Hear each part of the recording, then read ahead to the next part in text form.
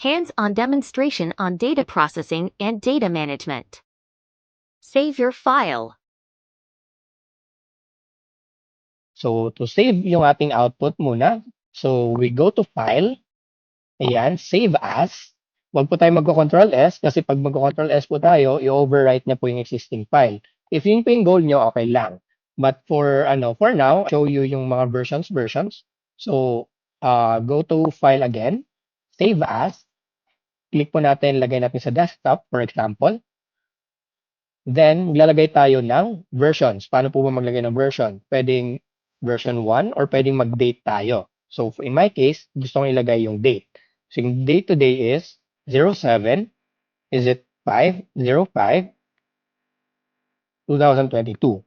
Ayan. Pag alam ko na itong version na to is ginawa ko noong July 5, 2022.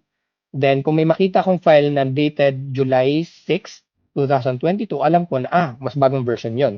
Or, malalaman ko ngayon na, yung version ng July 5, yung nabigay ko kay ganito. Based lang sa ating naming format. So, save muna. Ayan. Invalid. Yung nga pala, bawal nga pala mag ng slash. So, underscore tayo. Or dash. Ayan. Save. Ayun. So now, may dalawang versions na ako ng data processing management. Yung original na walang 07/05/2022, tapos itong may 07/05/2022.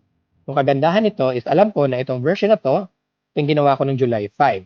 Then, especially if may binibigyan ka ng mga version ng files mo or ng database mo, sobrang crucial nitong date na to. Kasi malalaman mo ngayon kung anong date or anong version ng file mo yung nabigay mo dun sa isang personnel na nagsagot sa database.